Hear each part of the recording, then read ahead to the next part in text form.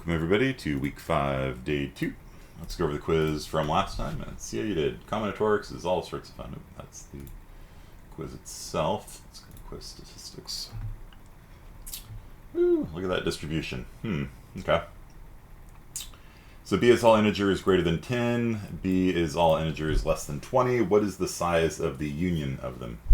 So the union means all numbers that are either in A or in B. And that's going to be all integers, right? So the number 15 is in both. The number 100 is in A. The number negative 100 is in B. All integers are in the union of the two. And so the size of all integers, that's all integers. The size of all integers is aleph null. Okay. So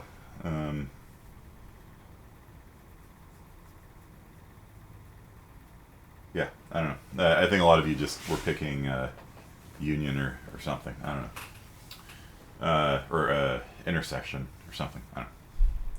So, yeah, that union means they're either in one or in the other. So that's all integers. So as I have a class of 21 students, and I wish to send 6 of them to the Denver to attend CBCon 2022. So this is 21 choose 6. That's how you would say that in English. And you can get into the algebra of it. It's 21 factorial, which is a big number, divided by 6 factorial, divided by 15 factorial. Or you can just go into Google and type in 21 choose 6 and get the answer. So, yeah, this order doesn't matter, right? Because you're either going to Denver or you're not, right? There's no like, I picked you first, I picked you second. So you have to look at these word problems and figure out. You accidentally put in 5, 4, 2, 4, 6. I'll give you the point on it, Mr. Singh. So yeah, you have to look at the words and like figure out like, okay, does order matter? Which one of our equations applies here, right? And so for this one, I'm choosing 6 people out of a group of 21 to go, and you either go or you don't go, right? So this would be a set, not a list. Okay, and then suppose 11 people get off a bus and line up at a movie theater. So if you're lining up, then somebody's first in line, somebody's second in line, somebody's third in line. This is a list, not a set, right? Because there's different ways people could be first. And so it's 11, and we're doing all 11. So it's just 11 factorial, which is that number there. I hope you're not expecting to have like a number like 10. Yeah. Yeah, that's 11 factorial there. And then finally, how many different 4-digit pins are there? And so a pin, like an ATM machine or something like that, which is an ATM machine, which is an ATM machine. The M, right, stands for machine. So it's an ATM machine, which is an ATM machine. Okay. 55% on that one, yeah. So there are 10 possible digits for the first one, 10 possible digits for the second one, 10 possible digits for the third one, 10 possible digits for the fourth one. It's 10 times 10 times 10 times 10. Okay, so it's just 10 to the fourth power. Okay, it's not a set, not a list. You're not, putting the numbers 0 to 9 in order. It's just there's 10 possibilities for the first one, 10 possibilities for the second one, 10 times 10 times 10 times 10. Okay, so we'll do more of this. Yeah. So you have to use your English skills to what I've always found to be very helpful is just to like sketch out on a piece of paper like here. Let me just show you. Let me just show you how I do probability and stats and combinatorics and all this kind of stuff.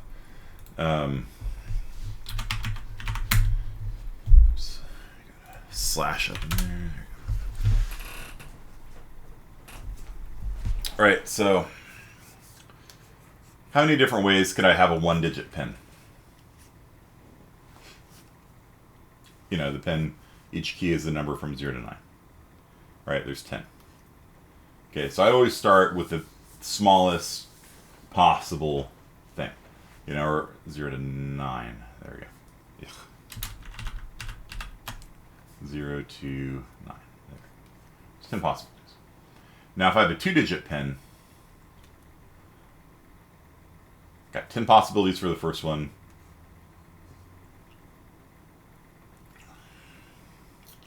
How many possibilities do I have for the second one? And that's where I think a lot of you are going astray. It's like, all right, if I use 9 for the first one, can I use 9 again for the second one? Or is it off limits, right? It's like when you're like picking students for a committee, once the student's been picked for the committee, they're not in the pool of students to pick anymore, right? So if you had 10 students, there's 10 possibilities for the first slot if you're making a list. And now there's only 9 students remaining because that first person's already been picked. You're not cloning them, right? So does it go down to 9? Have they been pulled out of the pool? You know, is 1111 a legal PIN number? The N stands for number, so it's a PIN number on an ATM machine. This drives some people crazy, by the way, because the M stands for machine. A social security, an SSN number. N stands for number. Okay. Yeah. So how many possibilities are there for the second digit? What do you guys think? We just have 2 people online today. Crente, you here?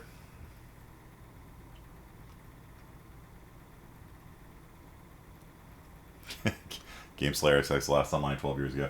Yeah, there was like some AFK squad action going on yesterday. Like at the end of the 10 a.m. or the 12 a.m. class, 12 p.m. class, there's like 4 students who were just in the audio, section for the class. So I threw them all into the AFK area. They were there for like 6 hours. Like I don't even know what was going on, So, Crente depends. So what do you think, Crente? What's the possibility here? They're bots, maybe. I mean, that's not how they get attendance. So it's not like it matters. So Crente, is there 10 possibilities for the second digit of a PIN? You guys all know what a PIN is, right? You got the little keypad, right? Something like that. Oops. Yeah, there's 10. Okay. And so it's 10 times 10 times 10 times 10. So there's 10 to the 4th power. Okay. What about social security numbers?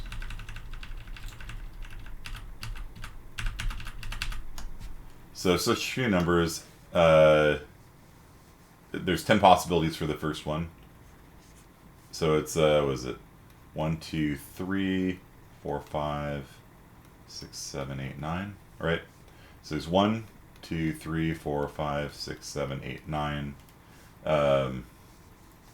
digits in a social security number. Each one of them has 10 possibilities. We don't allow special characters or anything in a social security number. How many possible social security numbers are there?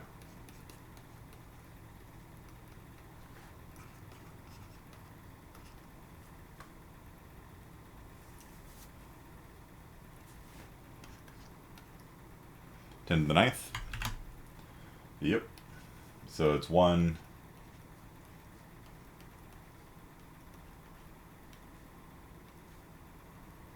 Billion. Right? But if we didn't want it to repeat, then it would become a combination. Yeah, or a permutation. So if you didn't allow repeating digits in an SSN, which would be really weird, then it would be 10 times 9 times 8 times 7 times 6 times 5 times 4 times 3 times 2. So the last one would have 2 possibilities because we didn't use 0, right? Maybe.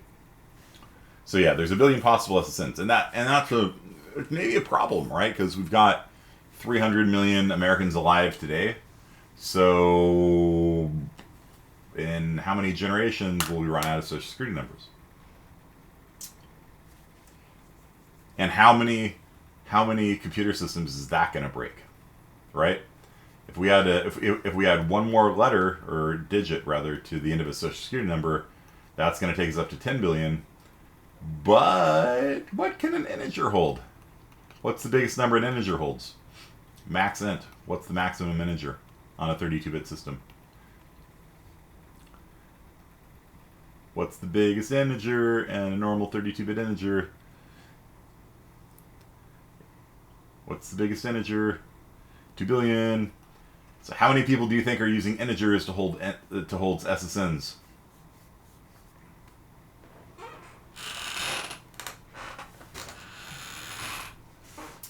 Thought about that? More than one. Yeah. There's probably a lot of people that are using integers. And so if we add in another digit, then all those people are going to overflow and a whole lot of software is going to break.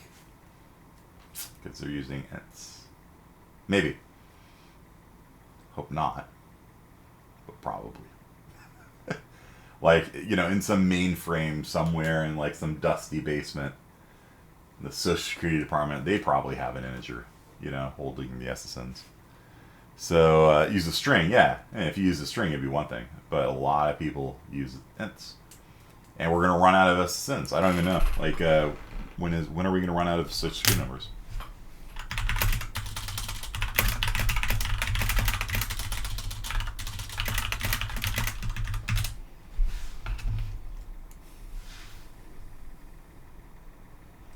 We issue 5 million Social Security numbers a year now. Did we do the thing correctly? Assuming 00000 is not allowed.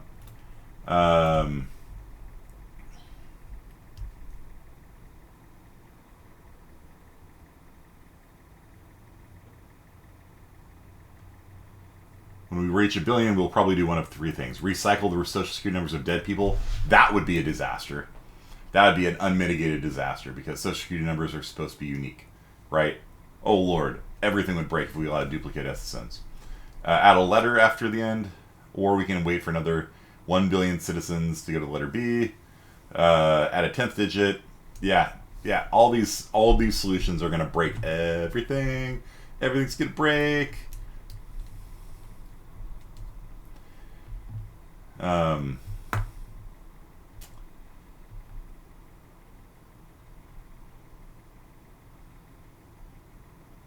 Yeah, so there's still just over 300 million people. Yeah, that's alive today. Will we run out of Social Security numbers?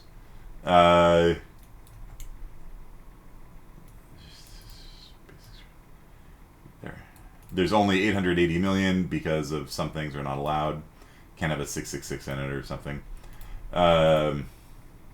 So we have 880 million of them. We're halfway done with them.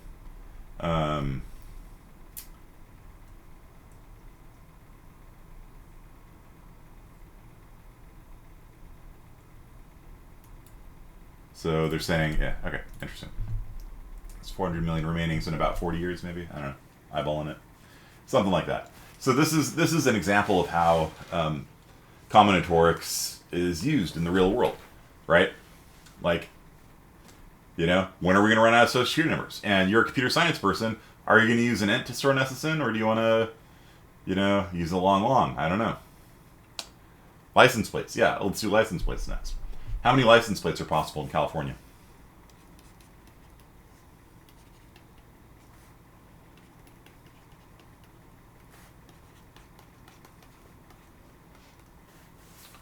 What is the format of a license plate? Number, letter, number. 26 letters possible, maybe.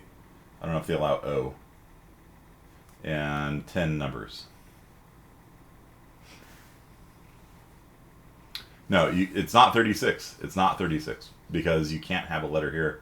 You can't have a number here. Could somebody look up if you can have an O on a letter? Because that would look really similar to a 0. There's more characters allowed, like the hand, like you can have like a hand or whatever on it. I don't think they count. I don't think those actually count. Like they're on your license plate, but I don't think they're actually your license plate.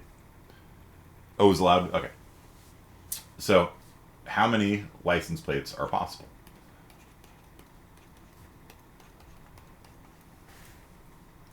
Says the California uses INO. Yeah, I've always thought it'd be funny to have like some license plate that was like 2ZZZ222 or something like that. You know, it's like I1 IIL I1 1 yeah, or something like that. You know, it'd be kind of funny. 10 to the fourth plus 26 to the third is close. That is close to being correct. 0022 ZZ0022, something like that, yeah. Let's call it the OCR diffuter. I don't know. Anyone else want to take a crack at how many license plates are possible in California? These are for cars also. And there's other formats for veterans, for motorcycles, trucks, disabled, I think, have their own systems, but like for your standard car license plate, it is not adding, it is multiplying. It is 10 times 26 times 26 times 26 times 10 times 10 times 10, which is 10 to the fourth times 26 to the third.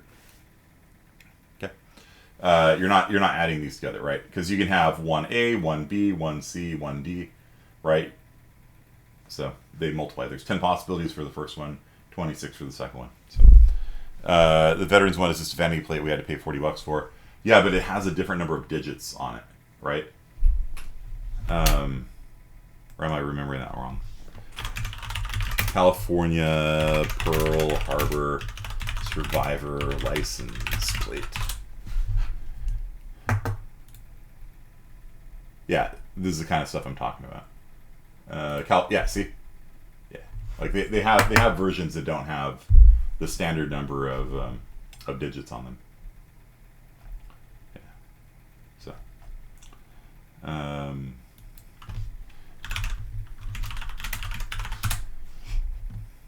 and the disabled plates have different. Like you guys get what I'm getting at. Like there's different things. Motorcycle plate. Seems like this is just like ripe for like identity theft or something. I don't know. Like, you know, you're about to go rob a bank, just go on to DuckDuckGo and like, all right, I guess I'll be that guy. You know, you just like 3D print yourself a new license plate or something and slap that on. It seems like a really bad idea. I don't know. You know, look at this. Like you can get their you know, it's got the registration number on it. You know. So yeah, there's different patterns for the different things. Trucks. Yeah, it's what 1, 2, 3, 4, 5 digits and a letter. So for this one, it would be 10 to the fifth power times 26. You guys see that? So if you're allowing this pattern here, it's 10 times 10 times 10 times 10 times 10 times 26 possibilities with that pattern. Okay, and so for each of the different patterns, you can figure out what the possible number of combinations are. So fortunately, I think there's enough different patterns. Like this one has the letter first. That my guess is that they probably just store that as a string and just not worry about it. But if we want to run through how many of the standard type, Pearl Harbor is different from the normal veterans, yeah. So it's 10 to the fourth, 10,000, okay. 26 to the third times 10,000 is 175 million possible plates. Again, actually not that many, right? Like, there's a fair number of people in California right now, and, you know, population caps of California.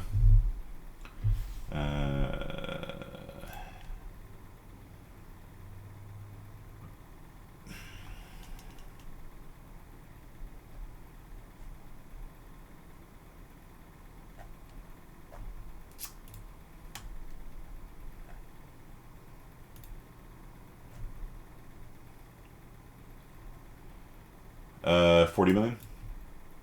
Yeah, so there's 175 million possible. State's population's 40 million, and you get a new plate every time you get a new car, right? So it's not even like with SSNs when people die and are born, which would require generations to kind of run out of Social Security numbers. With license plates, every time you get rid of your car and get a new one, which I don't remember what the average time between cars is, somewhere between 4 and 10, I think. Yeah, we'll run out of license plates, right? So they'll have to come up with a new pattern of license plates. Again, it's happened before in the past. California historical license plate. So the old school ones, yeah. Right. So the pattern has changed. So that's funny. The pattern has changed over the years. And so fortunately, I think it's changed enough that that'll be okay. Like if they change another number to a letter or something, that'd be fine. But for Social Security numbers, like I said, like I would suspect that there's a lot of people storing SSNs in it, and that's gonna cause some issues. Yeah, and the longer time goes on, the older those systems get. The people that made them originally die off, you know. Can't bring them back out of retirement when they're dead. You know what I mean? So, yeah, combinatorics is interesting. How many different... let's do one more. So, how many different master lock combinations are possible?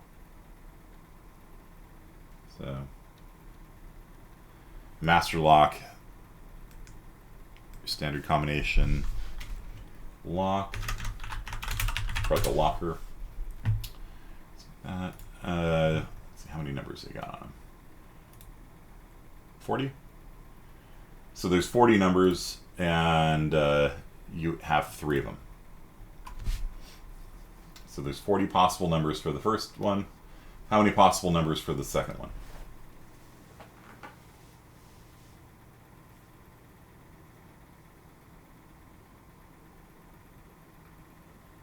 Can you have the same digit twice in a row? Are numbers able to be reused? I don't know. I'm asking you. That's a good question. Can you reuse a number on a master lock?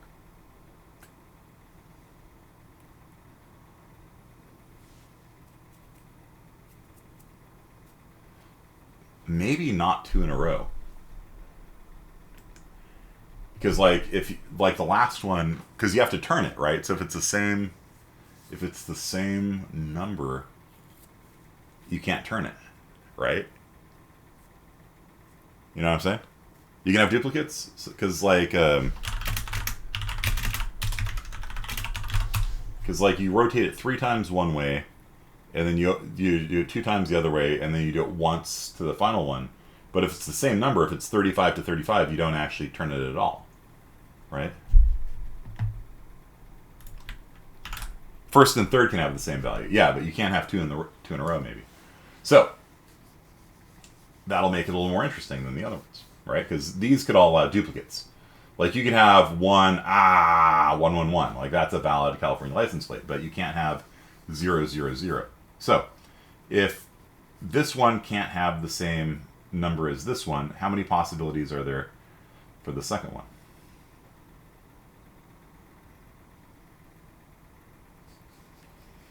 Like if we have 2, we can't pick 2 again, right? Yes, so there's 39. Very good. And then how many possibilities for the third one? First and third can be duplicates, but the second and third can't be duplicates. So let's say we enter 2 for the first one, and then we enter 37 for the second one. The third one can be any of the numbers except 37, right? So how many possibilities for the third one? 39. Not 40. 39. Because there's 39 possibilities for this one because the first number is off limits for this one. And for this one, there's 39 possibilities because the second number is off limits for this one. Right? Because you have to be able to turn the dial. And in fact, my guess would be that it would have to be, like, if you just turn it 1 tick, like my guess is that because for the first two, it doesn't matter as much because you're turning it like multiple wheels. For the last one, like my guess would be you'd actually have to turn it more than just one tick. Is my guess. But just based on what we know, that's the answer. And so if you want to brute force a master lock in a high school locker room, it's 40 times 39 times 39, which is 60,000 possibilities. It's not even that big a number. Right? Yeah, it's 40 times 39 squared. Not even that big a number. Like, if you had enough time, you could just brute force it. Brute forcing means you try, 0, 0, 0, 0, 0, well, not 0, 0, because that's not allowed. 0, 1, 0, 0, 1, 2, 0, 1, 3, 0, 1, 4, 0, 1, 5, 0, 1, 6, 0, 1, 7. Right? So, assuming it takes you 10 seconds to do one of the combinations, then that is 600,000 seconds divided by 60 is 10,000 minutes, divided by 60 is 169 hours, divided by 24 is 7 days. So if you had people trying every possible combination on a master lock, it would take a week. Okay. So not even that. It seems like a lot, like it's unlikely you're just going to guess it right off the bat. But if you want to try every possible combination, it's a week to do so. And on average, you're going to get it in half the time, right? So on average, you're going to get it in 3.5 days. Or you can get a bolt cutter. Right? To be real, you just get one of those big old, like, these things are designed to be cut off, right? Like if you put one up at GV3 and you leave it up all night, they come in and they snap it off, right? So that is a different kind of brute force attack. Yes, McCurley, you're absolutely right. That's the Army way. The Army way is just to cut it, yeah. Use actual brute force, yeah. But yeah, there's a lot of these things where like we think it's like a huge number and it's really not. We lose keys a lot, yeah.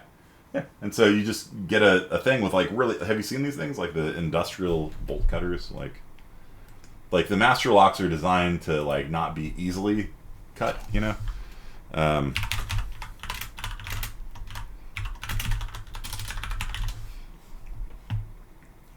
But like somebody's not going to be sneaking one of these things into the locker room to steal from it. Yeah, it's pretty obvious. That's I think the main deterrent is that but anyway, yeah, it's one of these big old things you just like that. So yeah, okay. So for things like passwords, for combination locks, like sometimes these numbers actually aren't as big as we think they are. As far as passwords go, how many different 7-digit passwords did we come up with that number? There's like 7-digit password or 7-letter passwords.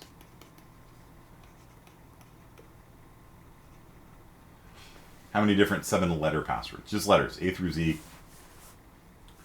How many different 7-letter passwords are there?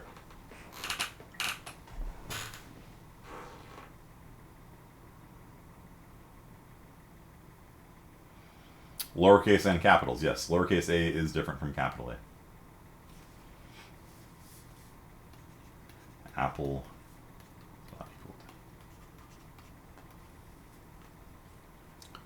Yeah, 52 to the 7th. Mm-hmm. In English. Different in other languages. So 52 to the 7th power is, what is that? Thousands, millions, billions, 1 trillion. So if your computer can generate 250,000 guesses per second, which is what my computer can do, then it is 4 million seconds, 68,000 minutes, 1,000 hours, 47 days.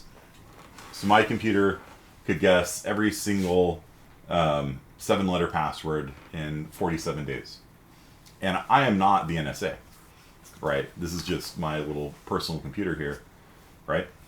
So, yeah, it runs software for a month and a half to get one password. Is that going to get one person's password? Like, let's say that, because this is how Windows used to be, right? They used to have it was either like 7 or 8 digits was like the maximum password size. You can, and Unix too actually had a password length limit of something like that. And you could type in longer passwords, it just wouldn't use them. So you could type in, "Hi, my name is a horse," and it would be like, "Hi, my," and then that was your password. So for a long time, that was it. And so did I, by running my computer for 47 days, did I guess one of my students' passwords or all of my students' passwords? All of them. Correct. And I could just save it to a file. Right? And this is something called a rainbow table, right? So a rainbow table is basically the saved results. You just run through every combination, you do the cryptographic hash on it, so you take A, and you hash it, and it becomes blah, blah, blah, blah, blah, blah, blah, blah, blah, blah, blah, blah, blah. You do AAB, and it becomes blah, blah, blah, blah, blah, blah, blah, blah, blah, blah, blah, blah, blah, right? And you just write all those down. And then you put these into a hash table, right? And then when a student comes in and they have, "This is my password," you hash into this spot right here, and you're like, okay, their password was AAB. You can instantly decipher it. Yeah. And this is why the NSA has giant data centers, right?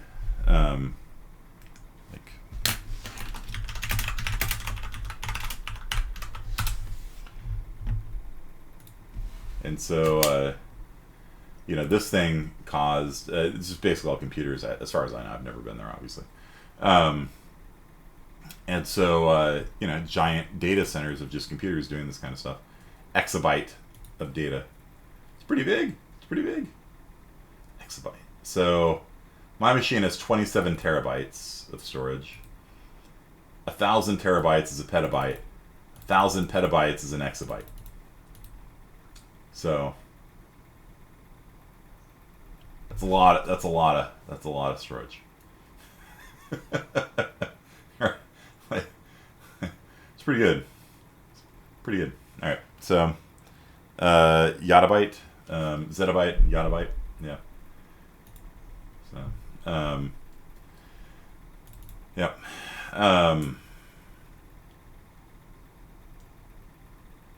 It's completed in May 2014 at a cost of $1.5 billion. Has the data center to process all forms of communication, including complete contents of emails, cell phone calls, internet searches, all types of personal data trails, parking receipts, travel itineraries, bookstore purchases, and other pocket litter.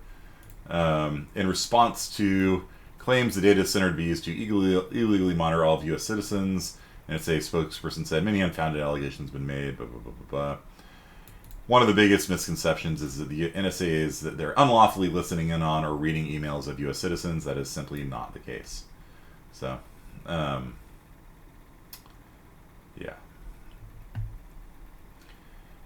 And then, was this before or after Snowden? April 2013. Edward Snowden. Let's see what the timing on that statement was there. 2013. Oh, that was, yeah, all right. So before or after June in 2013? Yeah, June 21, 2013. When was this statement made? Right after that, actually. Oh, that's interesting. and then they acknowledge that they engage in large-scale overcollection of domestic communications. Right? Yeah, so. But the acts were unintentional. Yeah, good times. Yeah, there we go. Yeah, Snowden, symbol of surveillance prowess. Yeah, and so a big part of the issue with the Utah data center was the water usage of it. It uses 1.7 million gallons of water per day for cooling mostly, and it's in a part of Utah that doesn't have a lot of water. So it's in Bluffdale, Utah.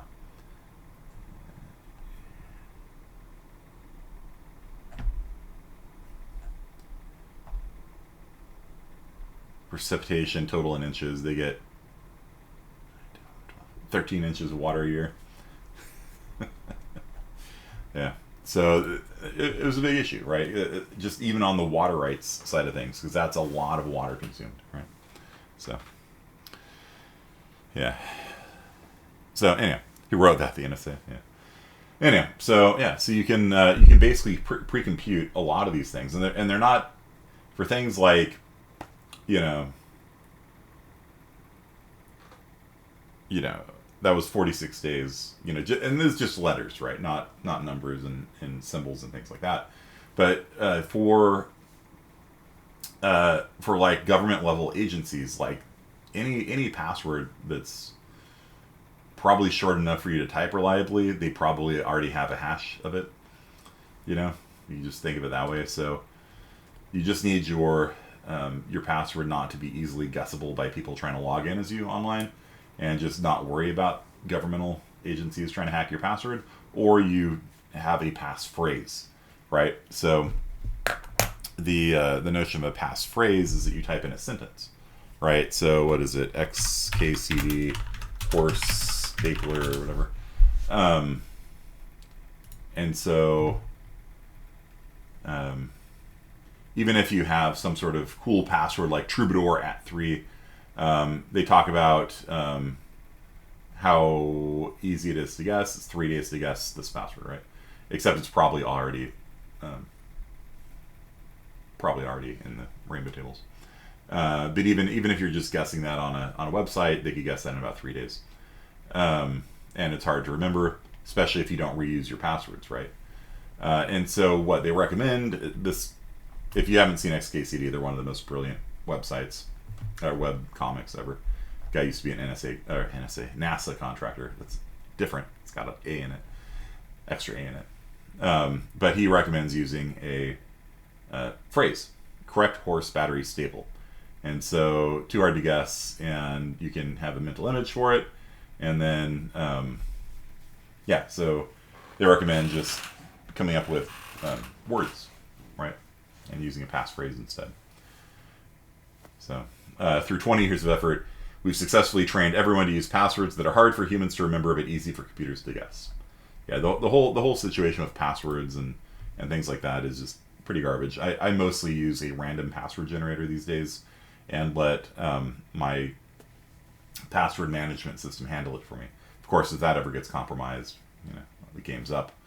But basically, it'll generate like a string of random characters that are like this long, and even that fails the password strength test on most websites. You need to have a number and a letter and a capital letter in there, so I have to go in there and change it. Apple has some keychain password thing. Yeah, Firefox has a pretty good one, I think. So, assuming as long as their thing isn't compromised. But it does help just to have a different randomly generated password for every site. Have Firefox or whatever retain the password for you, and there you go. That's pretty good, because exponential growth is a thing, right? Like if you have, let's go random password generator. I've used these sites before too. Yeah. So generate 5 random passwords, 8 characters long. No. 24 is the max length. Yeah. So you can just come in here and just generate a random 24 letter password. Numbers and letters. Okay, so we've got capitals, lowercases, and numbers. Okay. But it doesn't use I, L, or 1, I don't think. So how many possibilities are there for each?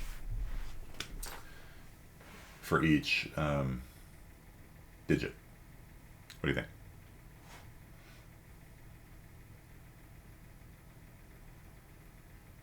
Capital letters, lowercase letters, but no 1 or I or lowercase l, let's say. Nope. How many possibilities for just the first digit?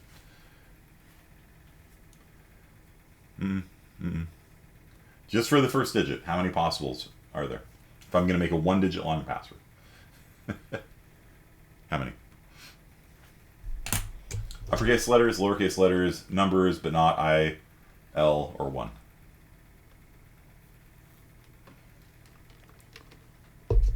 Nope. Nope.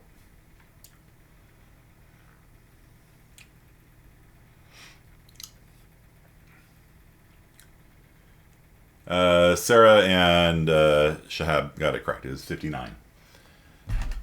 59 possibilities for a single letter password. The reason for that is because we have A through Z lowercase, A through Z uppercase, 0 through 9.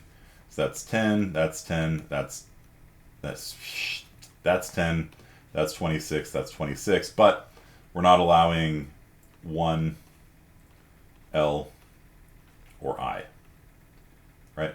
So take 3 out. So it's 52, 62, 62 minus 3 is 59. So there's 59 possibilities from random.org here. And there's no special characters or anything like that, no exclamation marks. So there's 59 possibilities. And their longest password available is 24 letters, which is suspiciously short, but okay, sure. So 59 to the 24th power is still going to be a pretty big number. Okay, so watch exponential growth do its magic. So 59 to the 24th power is 3 with 42 zeros at the end of it. Divide this by 250,000 per second, my computer, divided by that to get minutes, divided by that to get hours, divided by that to get days, divided by that to get years. And you can see it is a hell of a lot of years for me, just on my PC by itself, to guess all of those passwords, right? These are years. Thousands, millions, billions, trillions, yeah. Much longer than the universe has been alive, right? Right? So exponential growth will do its thing.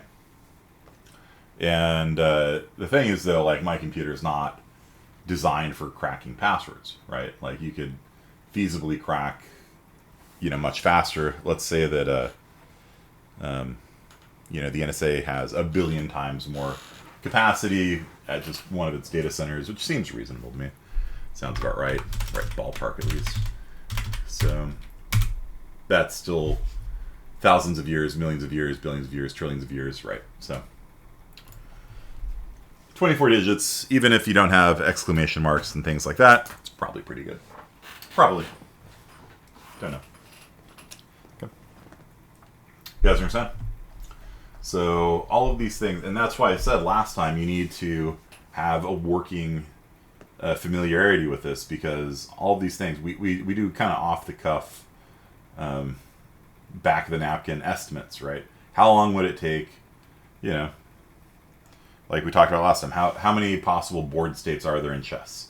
Or like if you're trying to drive to Vegas through the desert, how many possible routes are there through the desert to Vegas?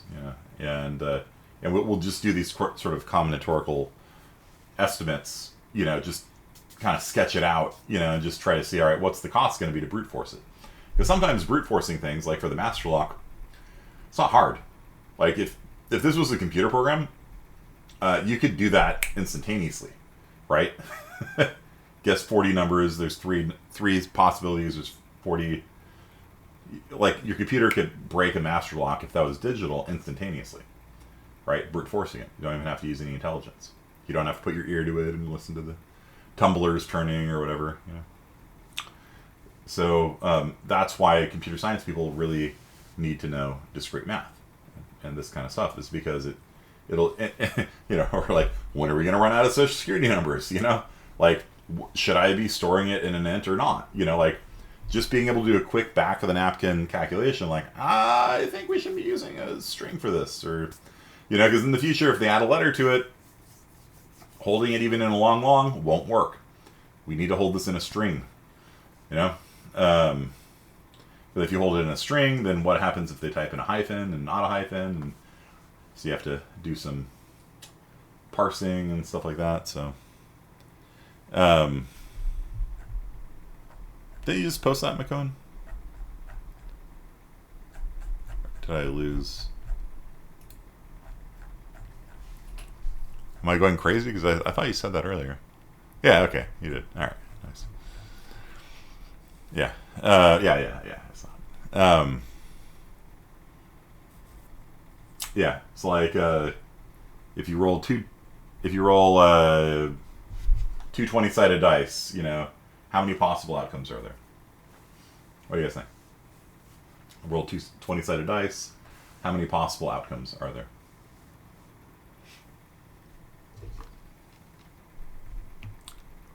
$20? That's for one die. If I roll one 20-sided die, there's 20 outcomes. But if I'm rolling two of them, how many unique outcomes are there? Yeah, 400. But that only matters if it matters which one's the first die and which one's the second die, right? If we're doing something like summing them together, then it gets a lot more interesting. Like how the odds of getting different results and things like that. But we're not going to worry about that right now. Okay, so let's go ahead and take a break and come back at 11. Okay. So I hope I hurt all of your brains at least a little bit, and I will return at 11. Okay. See you guys. All right, let's get going again. So let's talk about the inclusion-exclusion principle. And so if you are going to be unioning different sets together, for example, if I have two sets and they have some duplicate members, you have to eliminate the duplicates, right? You know what I'm talking about? Like if A is equal to 1, 2, and 3, and B is equal to 3, 4, and 5, what is A union B?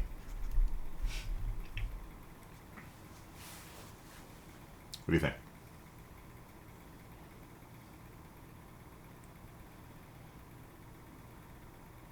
Not intersect. Yeah, don't confuse intersection and union. A intersect B is the set containing 3. Okay. What is a union B? Don't. Yeah, it's really important to not get those confused. Okay, 1, 2, 3, 4, 5. Yeah. So what is the size of A?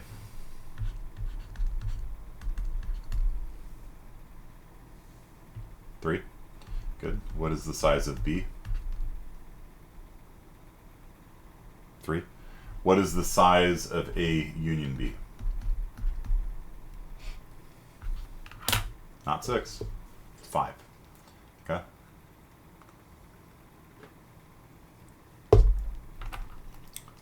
And the reason why it's not 6, it would be 6 if they were partitions.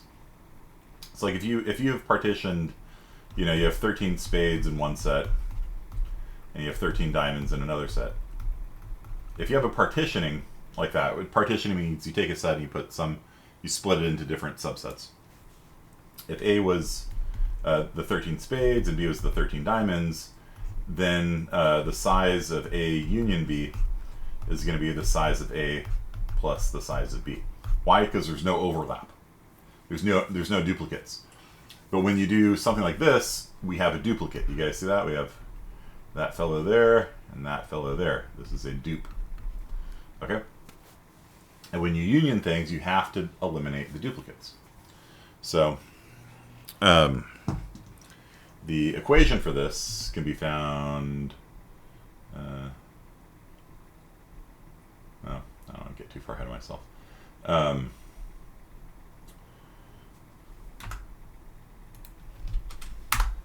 Here, I'll just give it to you. I don't want to get into the 3-set version just yet.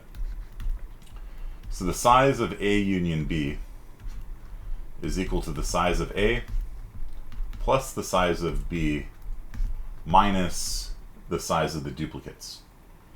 How do I describe the duplicates? what set operation is going to give me, if I had 1, 2, and 3, and B is 3, 4, and 5, what is going to give me the duplicates? What set operation gives me the duplicates? What set operation tells me which items are in common between the two sets? I got a set A, got a set B. What set operation tells me which items are in both sets? Intersect, using the in character. Interesting. A intersect B. Yeah, so A intersect B would be 3. Yep. And so the size of the union is equal to the size of the first set plus the size of the second set minus the size of the intersection. Okay. So in this case, it's going to be 3 plus 3. And if these were partitions, we'd be done, because a partition has no overlapping. But we've got one item here in common. So the size of the union is 5. Okay. So let me do something a little bit bigger. A is the numbers from 0 to 99. B are the numbers from negative 100 to 49. What is the size of A union B? Let's work through it together. So the size of A union B is going to be the size of A. What is the size of A? How many elements are between 0 and 99? 10?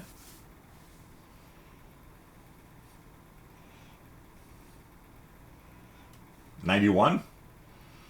How many numbers are in A? From 0 to 99. Yeah, 0 to 99. Yeah, sorry, it's my handwriting, I guess. Threw you off. Alright. 0 to 99. There you go. Yeah, it's 100. It's 100. Okay. Plus the size of B. How many numbers are there from negative 100 to 49? How many numbers are there in the set of B?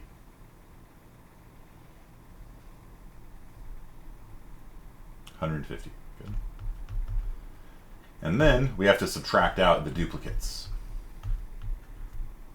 How many numbers are both in A and in B? 50, 0 to 49, right? So the size of A union B is 100 plus 150 minus 50. So 250 minus 50 is 200. And the union, we could write the union as just negative 100 to 99. And so you can see that is in fact 200 numbers. Okay. So you can double check it. And you can actually do these computations just from these facts. Like if I just gave you the size of A, the size of B, and the size of the overlap, then you can compute the total number in the union. For example, just make a blank page so I'm not writing over all this. So let's say that I gave you that there are we're doing a survey, and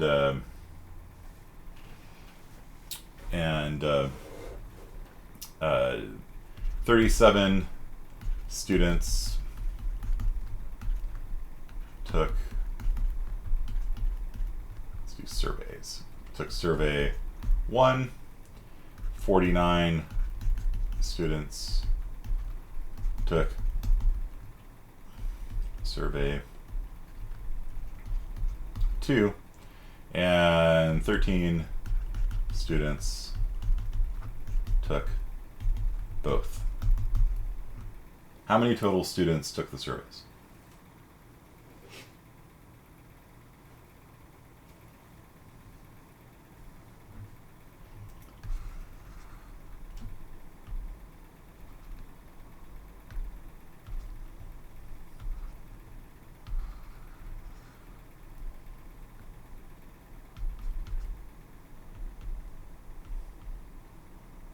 It's not quite accurate.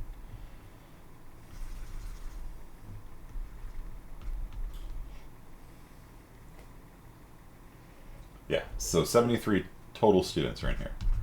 There's 73 total students, 70, no, is that right? 86 minus 13, yeah, 73. There's 73 total students, 13 took one, and so there'd be, what, 24 that took survey one, but not both, and there would be 36 that took survey two, but not survey one. You guys see that?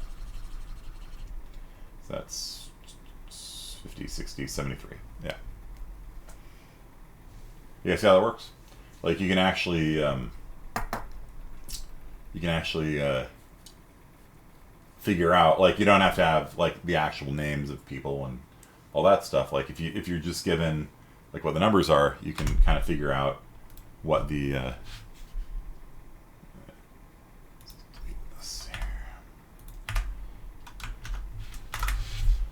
okay. Or what if I told you 100 students total took the surveys,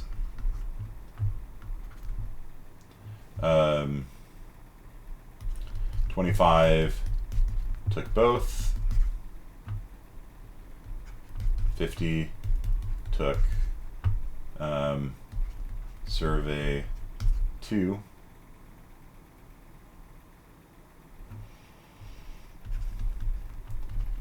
how many took survey 1 but not survey 2? So 100 students took either one survey or the second survey or both. So I tell you 25 of them took both, 50% of them took survey 2 either by itself or with survey 1. So how many took survey 1 without taking survey 2?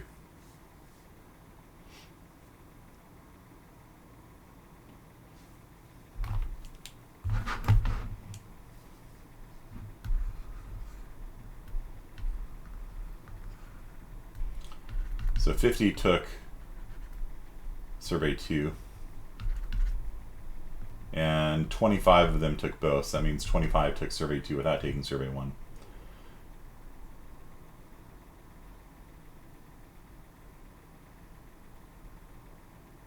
What do you think?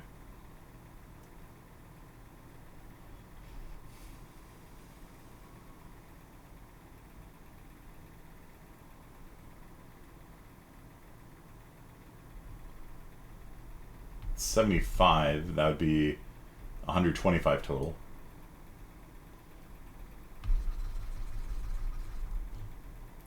Yeah, it's going to be 50. So 50 took survey 1 without taking survey 2. 25 took both, and 25 just took survey 2. Okay. Or you can think of it this way. If 50 took survey 2, then 50 took survey 1. Right. So survey 1, survey 2. So, well, actually, no, 75 took survey 1. Yeah.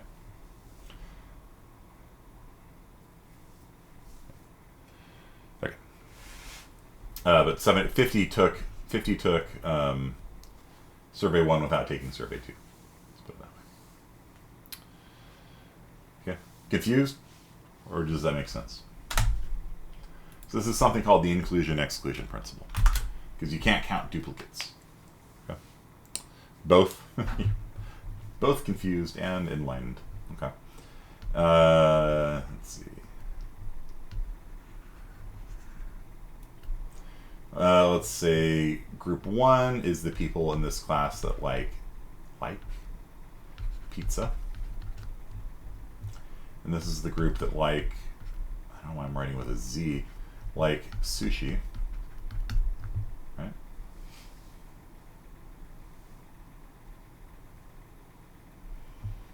And this is the group that like both.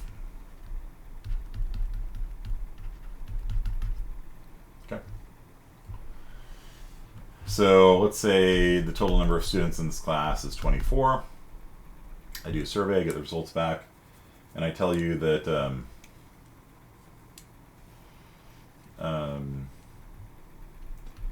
people that like pizza is 10, and the people that like sushi is 20. How many people like both? So the total count is 24. 10 of them like pizza. 20 of you guys like sushi. How many people like both pizza and sushi?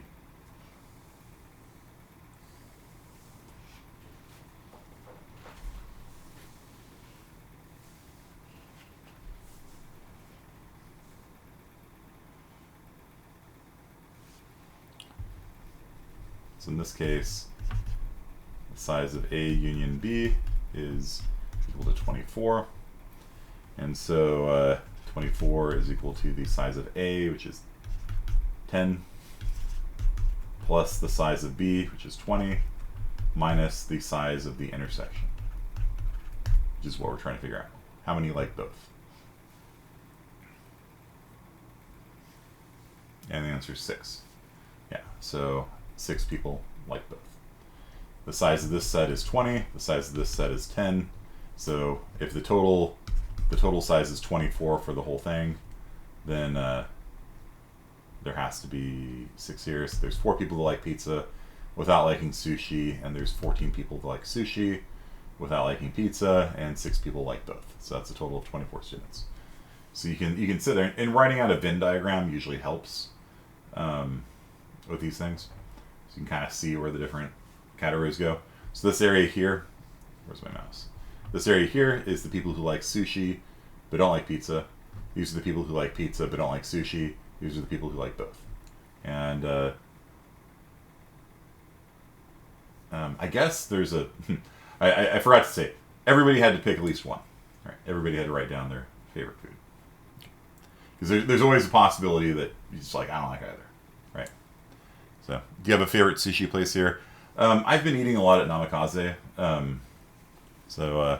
I really like the owners there too, so I'll go ahead and Namikaze, which means wind and water or something like that. The dude that runs the place is like the surfer dude kind of guy, and his wife is from Osaka, I think. She's really nice too. Like I would go study Japanese there. She'd come out, she's like, "Oh, what are you learning right now?" And I'm like, "I'm learning Teiform or whatever," you know. Yeah, I like the people that run the place a lot. One of my former students, Howerton, is working there now too. So, like, I'll go out with some of my former students to eat there, and we'll see him in the back. Like, Howerton, how you doing? So, but they have, if you're terrified of uncooked fish for some reason, then they have plenty of entrees that are cooked. Something for everybody there, and they're expanding too, so it made me very happy because the spot they were in had like 2 different restaurants go out of business, and that whole mall area is like has just a terrible track record with businesses going under. So it made me happy because the company next door to them went under, Cividos, which is now over by the 41 in front. They apparently left without paying the rent. Apparently, I don't know. Just a rumor that I heard. They just left. And so Namikaze, I believe, is expanding into the Cividos space, which is nice. So they're going to add a little bar there and stuff. So yeah, I will definitely rep Namikaze for you guys. I also like Sakanaya, Tokyo Kitchen, Tadama, Tajima. It's off Shaw. I used to eat at I Heart Sushi occasionally, which I kind of like still. Wasabi's. There's actually a lot of good sushi restaurants in Fresno. Amaya Lounge, which is near Namikaze. Yeah. Okay, so do you guys want to do one more? Or do you guys think you got that? You're a dumplings person, yeah. So for dumplings, Four Seasons is the best dim sum dinshin if you're a Mandarin speaker.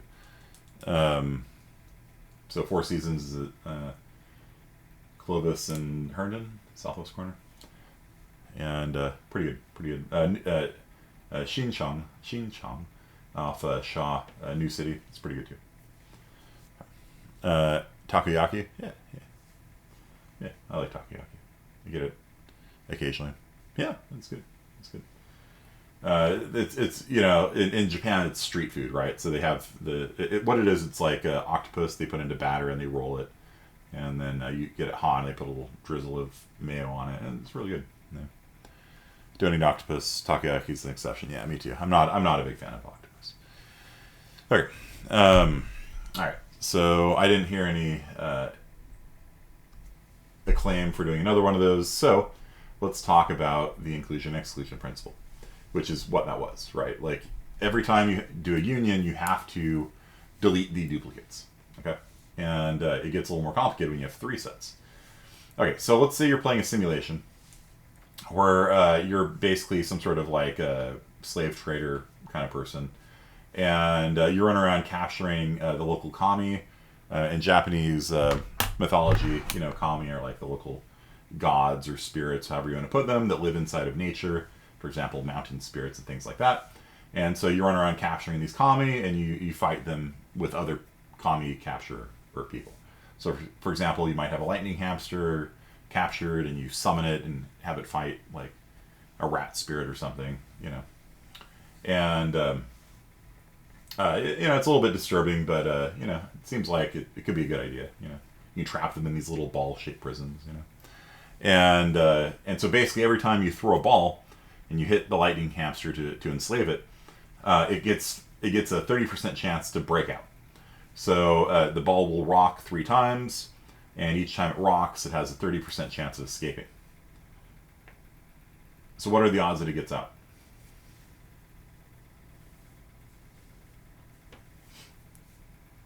Right? So you throw it, you hit this lightning hamster thing, gets sucked into its soul gets sucked into this ball, and then it gets 3 chances to break out. Each time it tries to get out, there's a 30% chance it escapes. What are the odds that it gets out? It gets 3 shots, 30% chance to shot. What do you think?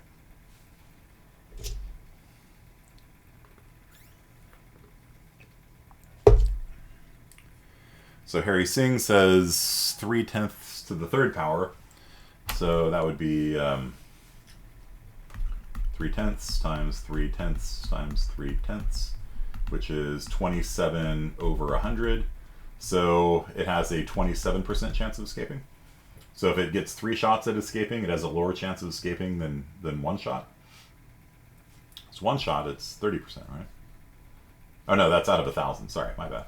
So 2.7% chance, even worse. So it has a 30% chance of escaping if it gets 1 try, but if it keeps getting more and more tries to escape, its chance of escaping goes down? I don't think so. Someone else, give it a shot. What do you think? Its chance to escape has to go up every time it gets another chance to break free of its celestial imprisonment. What do you think? 3 over 10 to the 30th is, or 10 times 3. So 30% times 3, so 90%? 90% chance to escape. Okay. Well, what if its chance of escaping was 40%? Then by that logic, it would have a 120% chance of escaping. Which can't be right. Because obviously there's some chance that it gets stuck, right? And 120% chance of escaping sounds wrong, right? By the way, this is a problem that bugged the hell out of me when I was a kid. I kept revisiting this problem when I was a kid, and I'm like, this just doesn't make sense to me. Like, I just can't figure out what the answer is, you know? So Shahab also says 90%, but again, what if it's a 4/10 chance of escaping? Then 4/10 plus 4/10 plus 4/10 is 12/10. But obviously there's a chance that it is stuck in its prison. Isn't it just 30%? No, because it's 30% for the first time, right? So if we draw this out, right, you capture the thing. I'll draw a little Pokeball here. There's a 70% chance it stays in the ball. And there's a 30% chance it escapes and runs away. A little dust cloud. Okay. And if it stays in the ball, then it gets another chance to break out. And that's 70%. And 30% chance to run away. And then it has one more chance of escaping. It gets 3 chances to break out. 30% chance to run away. And if you have it in its cage after 3 chances of escaping, then congratulations, you have a new slave. Okay. And you can use it in your dog fighting or whatever. Okay. So what are the odds? What are the odds?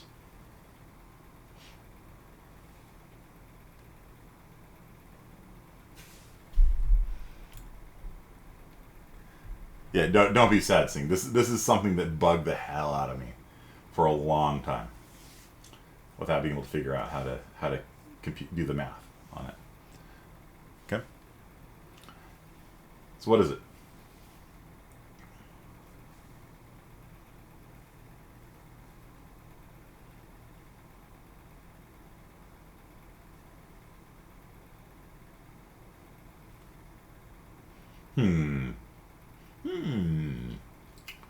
So it's going to be one way of looking at it is that the chance that it escapes is 30% plus 30% chance of 70%. So that's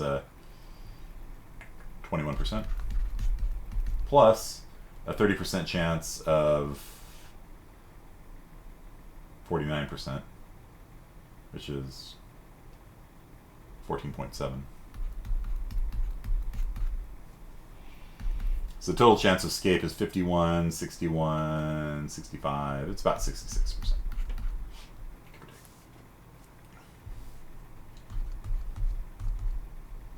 All right, 65.7%. No? Yes? No? Another way you can say this is, what are the odds that you capture it? Maybe that's a little bit easier. What are the odds you capture it? You have to win, like if from the perspective of the slaveholder, you have to win a 70% roll 3 times in a row, right? So what are the odds that you win 70%, 70%, 70%? That's easy to compute. What are the odds you capture the spirit? Okay. That's actually a lot easier to compute. What are the odds you capture? You hit Pokemon, you hit Pikachu with a ball, and you have a 70% chance of keeping it after the first escape attempt, 70% after the second escape attempt, 70% after the third escape attempt. That's 70% times 70% times 70%.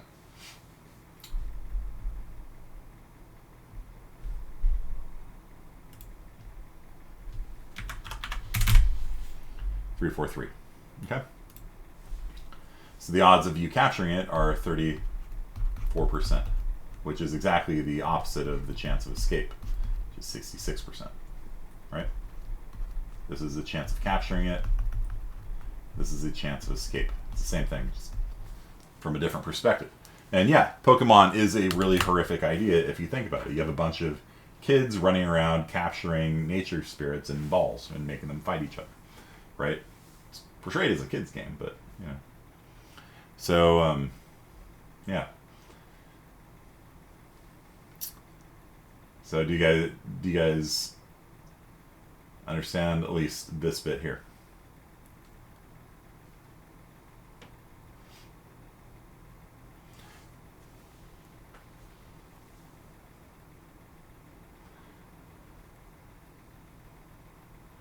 Computing the escape chance is actually a lot harder than computing the capture chance. Capture chance is just exponent. Sort of, yes. All right, let's do another one. So,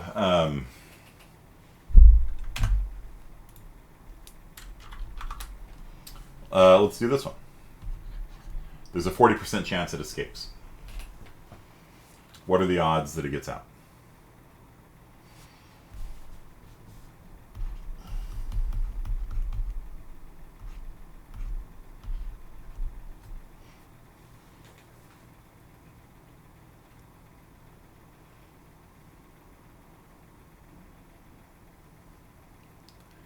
$78.4. Okay. Well, The easiest way of figuring this is what are the odds you catch it. So there's a 60% chance you keep it after the first escape attempt, 60% after the second, 60% after the third. So that is simply 0.6 times 0.6 times 0.6 minus 1, 78.4. Yeah. Good.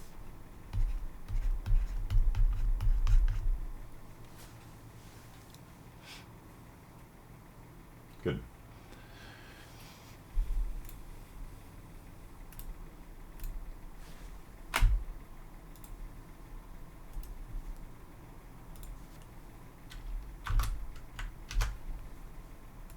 Okay.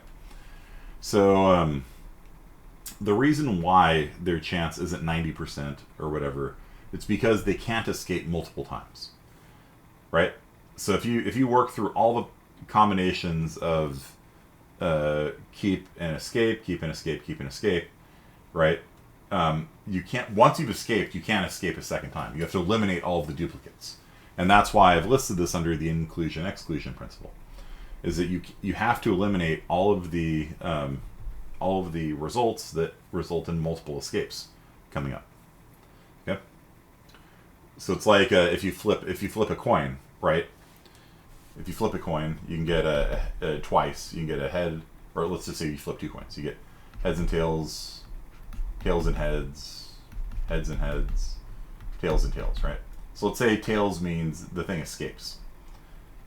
If it escapes on the first one, you can't escape a second time. It's gone, right? And so heads means you keep the Pokemon, tails means it runs away. And so if it's got a 50% chance of escaping, you flip the coin, you get heads, cool. Then there's a 50% chance you keep it at the end, so this is a 25% chance here. And then you've got a escape, escape, escape. You've got a 75% chance they escape. Does that make sense? So you have to eliminate these sets that have anything after the escape in it. Okay, so there's a more general thing here, which is the inclusion-exclusion principle. Okay, and so if you've got 3 sets, A, B, and C, 1, 2, 3, 2, 3, 4, 4, 5, 6. It's the same principle as here, but I'll just give you the more general equation for figuring this stuff out. A's got 1, 2, and 3. B's got 2, 3, and 4. C's got 4, 5, and 6. What is this? What is the size of the union? Let's go through these. What is the size of the union of A and B? We're going to take the difficulty back down again. What is and don't worry about not getting that Pokemon thing. Like I said, when I was a kid, like that bugged me for a long time, and I never figured out the answer to it until I took discrete math. Okay. So nope, I'm not asking what the set is. I'm asking what the size of the set is. Remember, the absolute value bars means size of. Mm-hmm. Good. The size of A union B is 4. What is the size of A union C?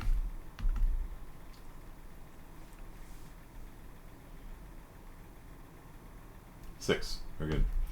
What is the size of B union C?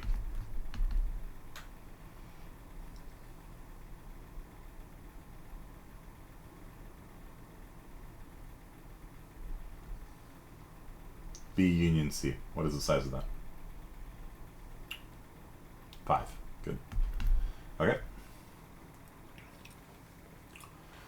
So we've got a set of size 3, a set of size 3, a set of size 3. The reason why A union B is not 6, we've already talked about it, is because you have to eliminate the duplicates. So the size of A union B is equal to the size of A, which is 3, plus the size of B, which is 3, minus the size of the intersection, which is 1, or 2. 2 and 3, 2 and 3. So it's going to be 3 plus 3 minus 2, 4, which is what we got. Okay. So, and we've done that for all of these. We've eliminated the duplicates. So what is the size of A union B union C?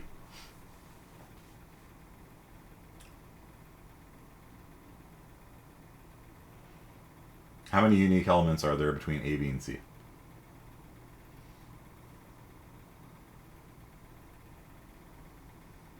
6, yeah, 1 through 6, right? So you just look at it. It's the numbers from 1 to 6, right? But how do we compute that? Well, it gets more complicated. So it is the size of A plus the size of B plus the size of C minus the number of duplicates between A and B minus the number of duplicates between A and C minus the number of duplicates from A and B plus the size of the intersection of all three.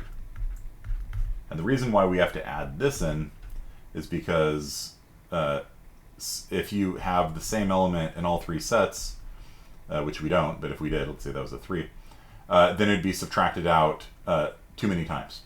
It'd be added in 3 times and subtracted out 3 times, right? Like if 3 was in here and it was subtracted out, it'd be added in 3 times and subtracted out 3 times. So you have to add it back in. Because any elements that are in all 3 would be added in 3 times and subtracted out 3 times. And so you have to add it back in. That's why it's called the inclusion-exclusion principle. You add the size of all size 1, you subtract all the intersections of size 2, you add back in all the intersections of size 3, subtract out all the intersections of size 4 if you had 4 sets, then you add in all the intersections of size 5, and you're like, what? And the answer is yeah, that's how it works. So you have this weird, like, sort of zigzag pattern. This is not quite right. Size of A plus size of B plus size of C. And this works only because there's no duplicates, right? So you have to add in A plus B plus C, subtracting out the intersections. But that means the intersection in the middle here has been subtracted out. It's been added in 3 times, A, B, C. It's been subtracted out 3 times. You have to put it back in. And this pattern follows if you're going to be doing unions of like 20 sets. If you want to know how many elements are in a union of 20 sets, the thing gets kind of long. So that's just for 3 sets. If you have, and that's where I stole it from. But, if you have more sets,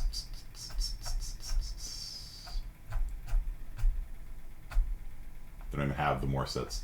But yeah, you add in the size of all sets. You subtract out the size of all of the intersections of every pair of sets. You add back in the size of the intersection of all combinations of 3 sets. You subtract out the combination of all combinations of 4 sets, and you add back in all combinations of 5 sets, so on and so forth. But I'm not going to give you anything more complicated than this. Okay? So I'll do something on inclusion and exclusion on the quiz, and yeah, and some more combinatorics for you guys. Let's talk about the next homework assignment, though. So we got like 20 minutes left. Class ends at noon. Is that right today?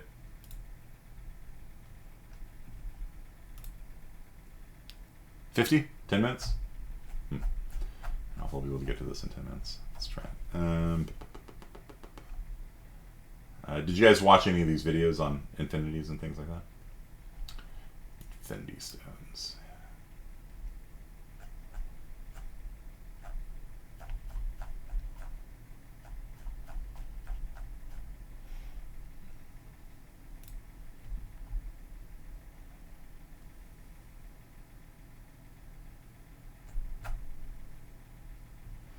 Okay, so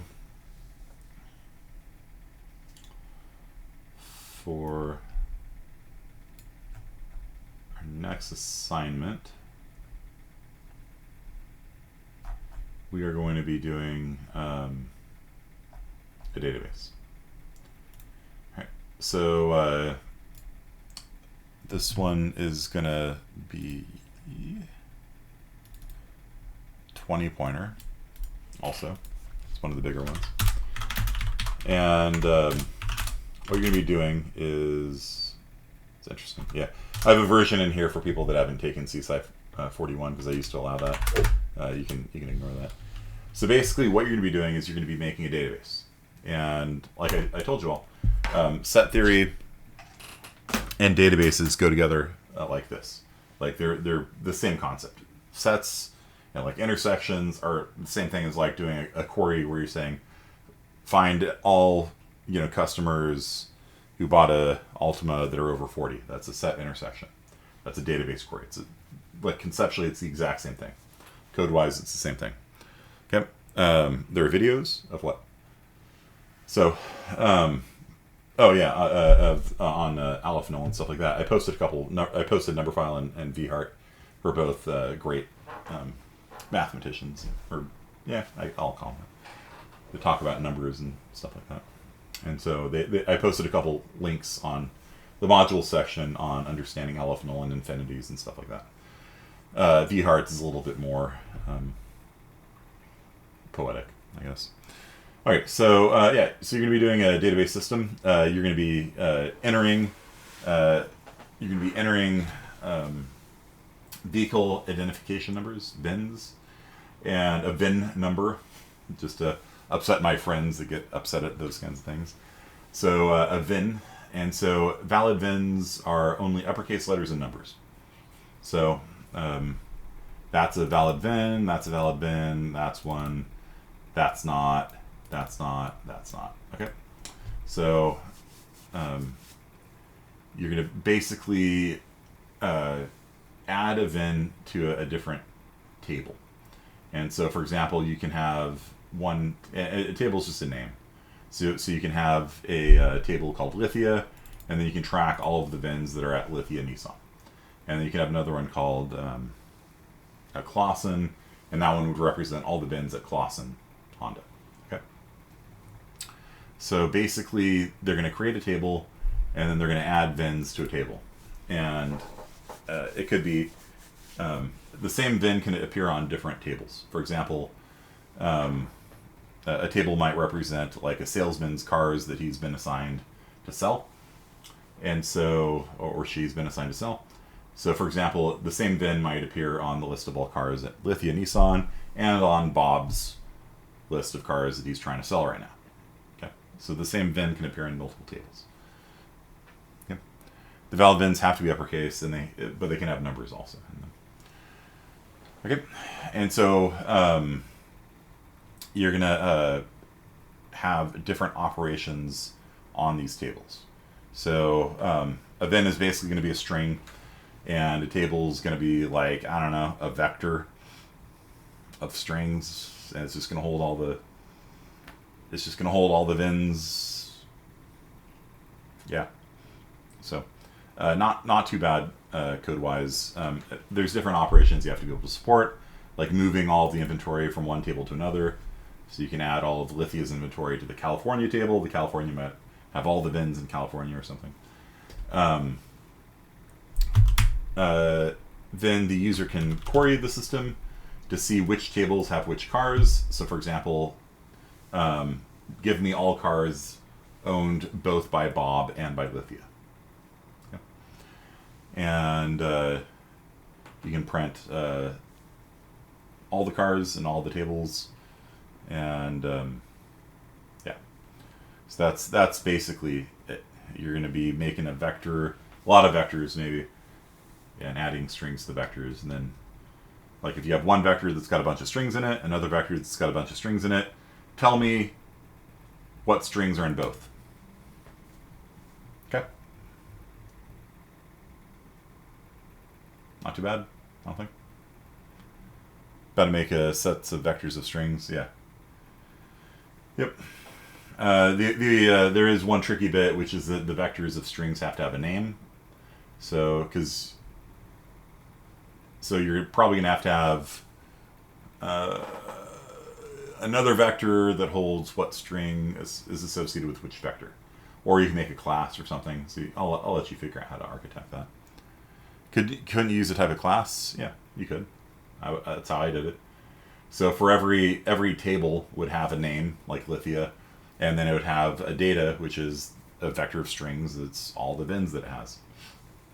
And the class has member functions on it to do things like intersection with another table. And then it just runs through all the people in the other table, and runs through all of its and outputs all the ones that are in both. Doubly nested for loop, 3 lines of code, not too bad. Okay, so these are the commands you have to do. Create a table, insert into a table name, values, and then a bunch of strings separated by commas. You are going to have to use your text processing skills here. Do you guys know how getline works, by the way?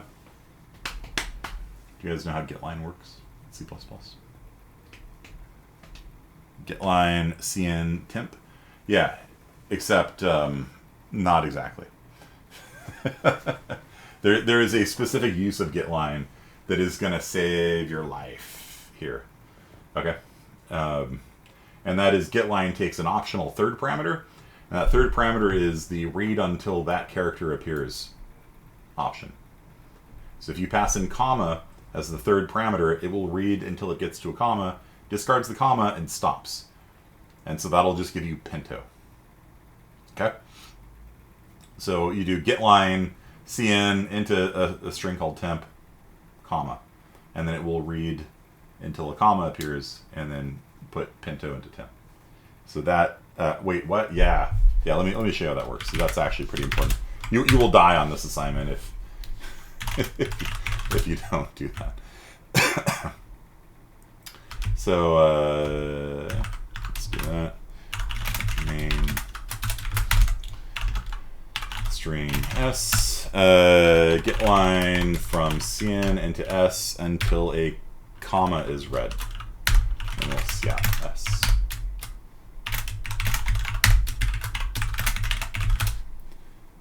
So if I run it and type in whatever, okay, keeps reading until the comma's read. Okay. So Bob, Sally, right? So that's that's something. Okay.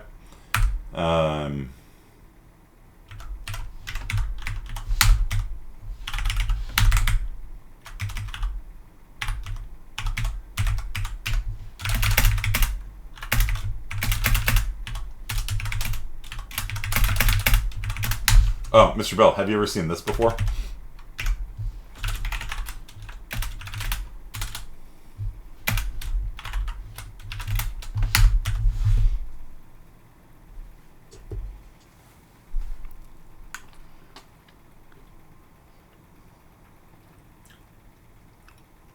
Notice how there's no double left arrows between the different strings here?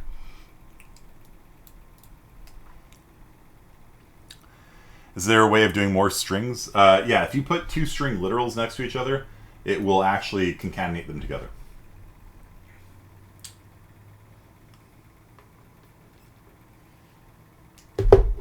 Yeah, and it's not even in the C++ language. This is actually part of the C preprocessor.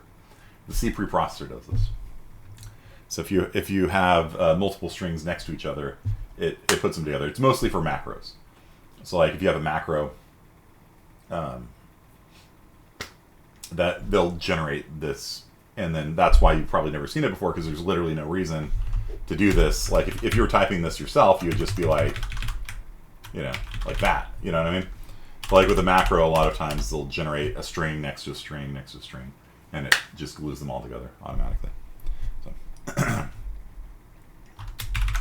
So if we run this, hello, my name is Bill, comma.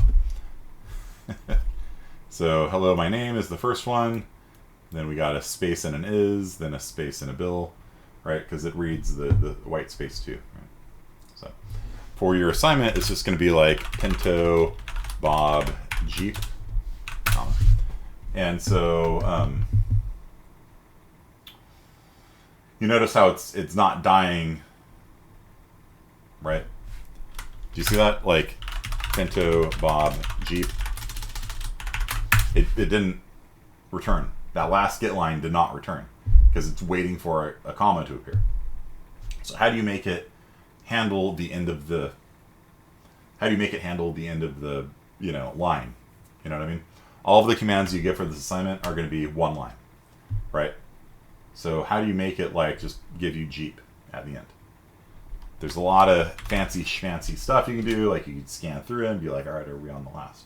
Is there a comma coming up? You know, all this kind of stuff.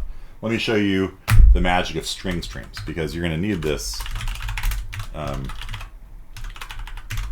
You're going to need this. That always gets me. It's S stream, right? Yes. Not, yeah, okay. So watch this. String stream, and we're going to do an input string stream. Stream SS is equal to getline cn. Doesn't like that. Let's do it this way.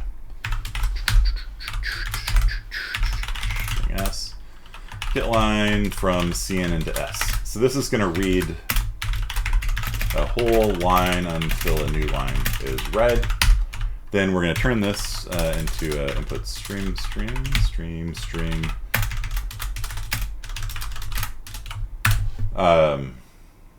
into an input string, the ISS International Space Station. String stream and getline are the only way I want to see in variables sometimes. Yeah. So what is a stream? A stream is a string that you could read from like it's a stream. Yeah. A stream string is a stream that's a string that you can read from like it's a stream. Okay. So you could do something like this, like string T, and you can actually do SS into T, or ISS into T. Okay. So this is going to read a whole line, and then if you want to just pull out the first word, you can do it like this. And this is actually how I recommend you do your homework assignment. Read a whole line in, and then just grab the first word out of it. Okay. Really? What?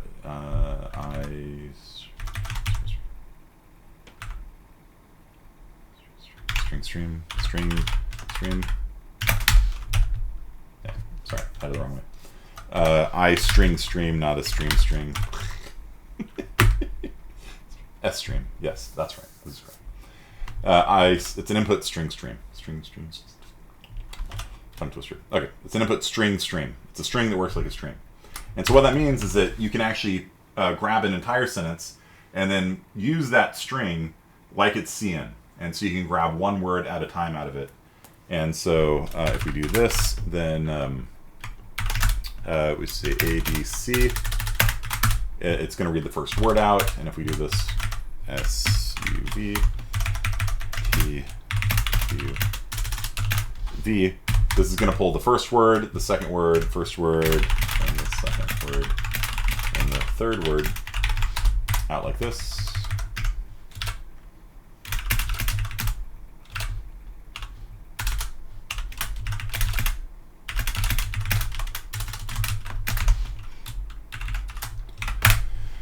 Is string better than just using string?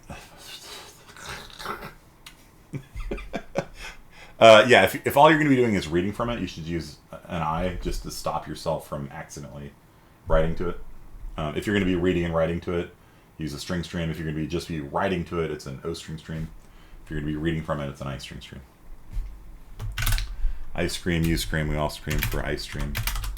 Okay, so insert values into, right. So this allows you to read an entire sentence and then pull one word at a time out of it.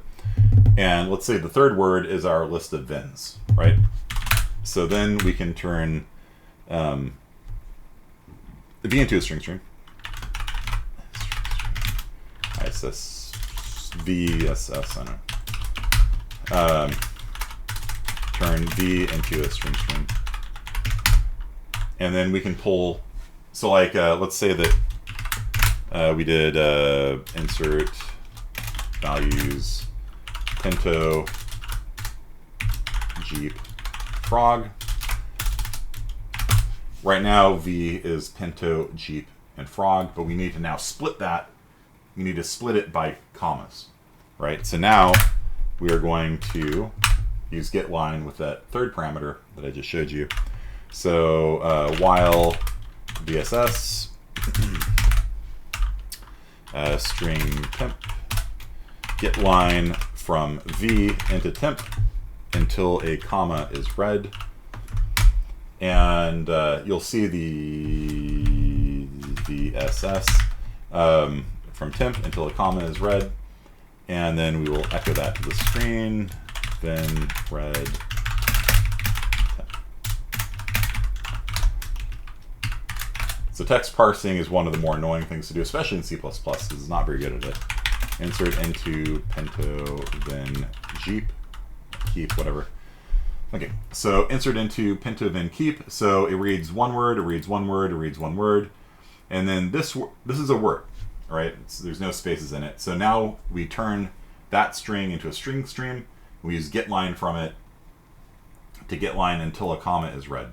And you see we get Pinto, we get then, we get keep, and then we get nothing. And the reason why there's nothing is because there's nothing after it. So we need to have a little thing like this and say if not VSS break.